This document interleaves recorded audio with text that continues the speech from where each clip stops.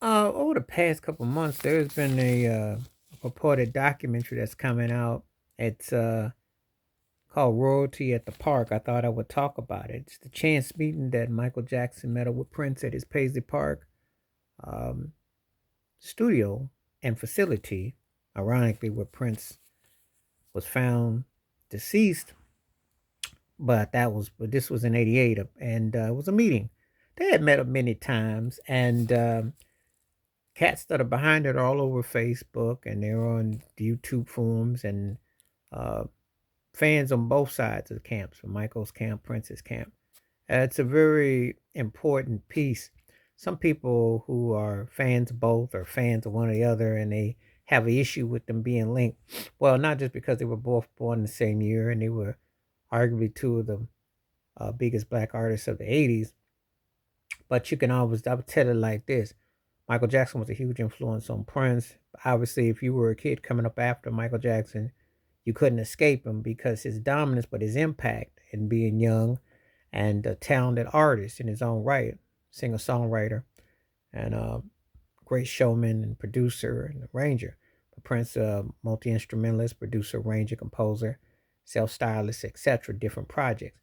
But the thing about it is that their two worlds, they got to be really big in a very segregated era and in a time period where they were both happened to be put in a position where they had to break through in a very black or white world in terms of musicality, because it still felt that way to this day, but you can hear the impact on so many acts.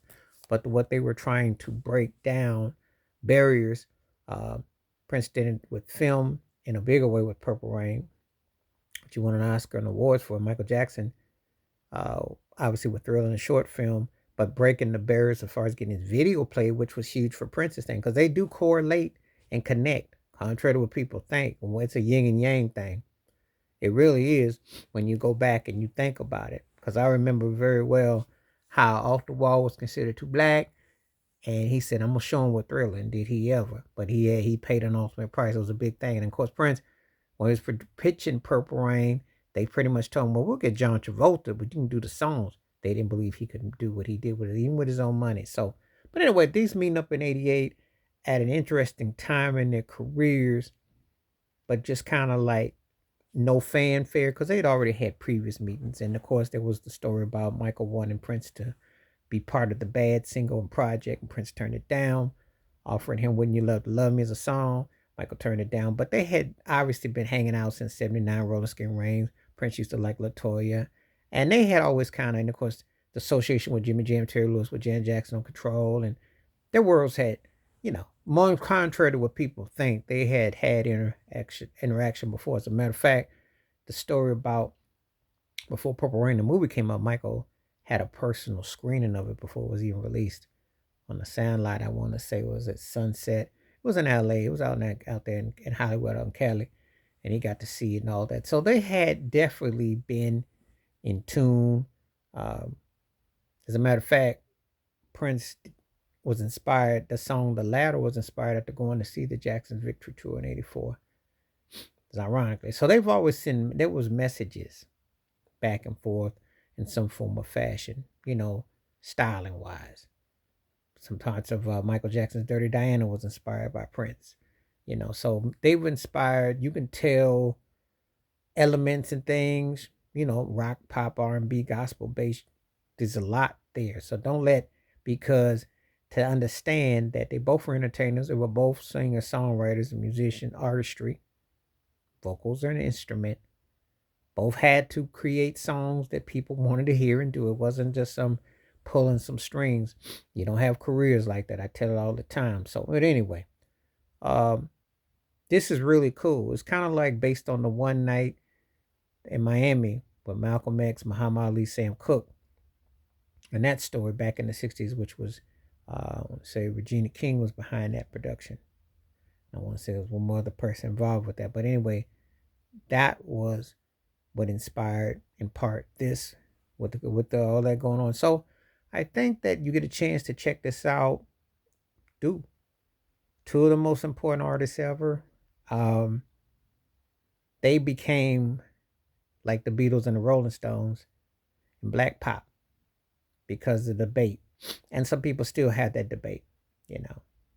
You know, for me, if I get asked point blank, I'm more Michael because I think that his music and versatility endure, but it's close in the sense that Prince, I fell out with his studio stuff, his live stuff. That's what it was for me after the 80s. He still was bringing it live. And that was big, because he could still perform live. But um, they both two of the greatest to ever do it and two of the most impactful artists to ever do it. And of course, who wouldn't have liked to have been a fly on the wall for that? Just like that meeting in '94 at the Sony studios where Michael Jackson, Prince, and Lenny Kravitz all kicked it. So, you know. And would it have been interesting if they had collaborated? Yeah, of course it would have been. Because I always tell this story where I haven't really told it publicly, but there was a story that I always thought when I heard "Baby I'm a Star" and I saw the movement of Prince that was very Michael-esque, especially the arrangements and the groove and the stylings. I felt like a nod to Michael. And ironically, one of Michael Jackson's demo songs, "Sunset Driver," which was on the Ultimate Collection, which was an outtake, that was the most Minneapolis thing that Prince didn't do. If you're going, and that was outtake during the Off the Wall era. That was if you listen to it, that was raw bones.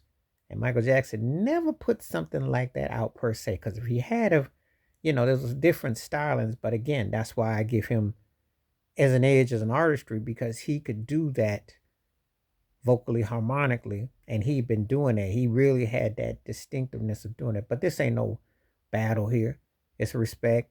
It's a great uh thing to see. These two artists should be respected, and they spoke out against the industry, which is true. Everything they said about the industry was true. The industry being a plantation and how they pimp you and hustle, all that. So, and they were more than just great showmen. They were enlightening to people. They were lessons to be learned.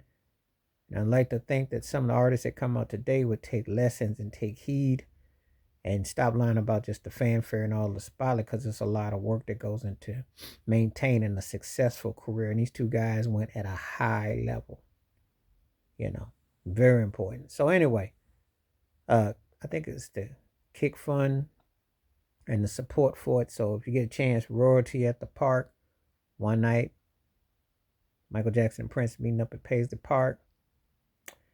Check out the links. Should be on these YouTube streets in different spots. And get those cats, everybody that participated, a shout out, much respect. It's very important to remember those who paved the way.